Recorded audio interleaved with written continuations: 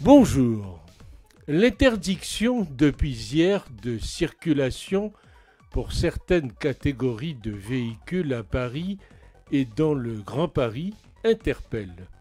C'est une mesure, en effet, qui entrave la liberté de circulation des biens et des personnes et qui est contraire aux traités européens et à notre Constitution.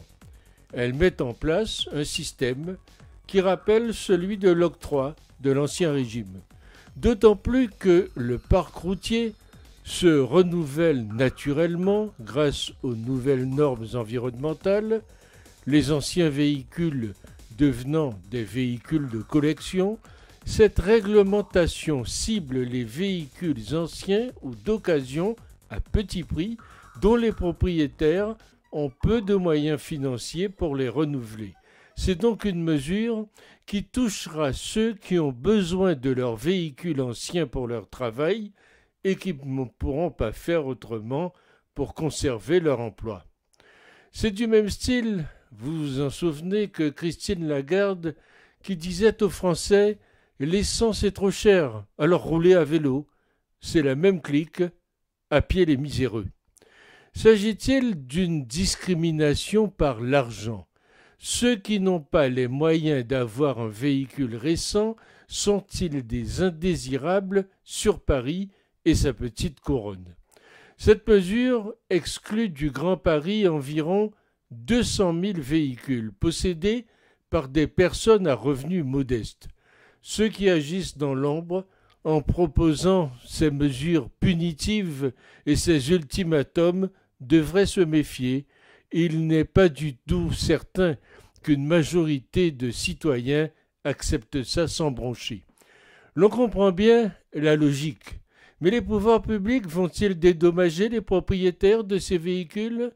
Les gens ont acquis des diesels de bonne foi, incités par les dits pouvoirs publics, et ont payé leur carte grise leur permettant de circuler.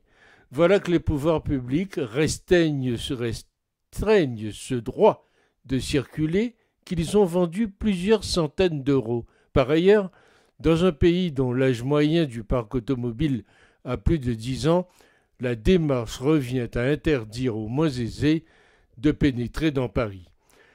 Mesure pour accélérer l'achat de véhicules électriques chinois subventionnés par les contribuables français, ce sont des mesures non démocratiques mises en œuvre sans consulter l'ensemble des intéressés. Cette interdiction est ridicule et anti-écologique.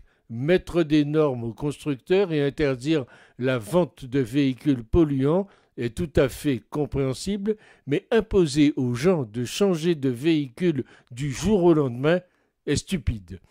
Il devient de plus en plus difficile de circuler en France avec toutes les limitations de vitesse incohérentes, les zones à 30 exponentielles, même parfois en pleine campagne.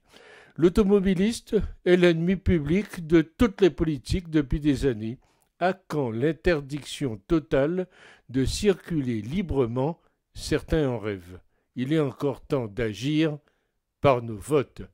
Interdire les vieux véhicules diesel est logique, mais pénaliser ceux qui n'ont pas les moyens d'en changer, c'est une mesure antisociale. Franchement, nous savons que les véhicules propres sont le sens de l'histoire, mais là, on s'attaque essentiellement aux smicards qui subissent déjà le fait d'habiter loin des bassins d'emploi. Alors, comment vont-ils faire? C'est une honte. Faut bouger et ne pas se laisser faire.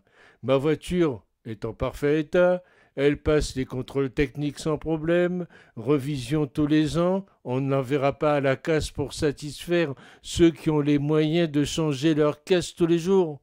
Qu'on joue sur le renouvellement d'un parc automobile, soit. Qu'on interdise aux gens l'usage de leur véhicule du jour au lendemain, c'est autre chose. C'est de la spoliation pure et simple.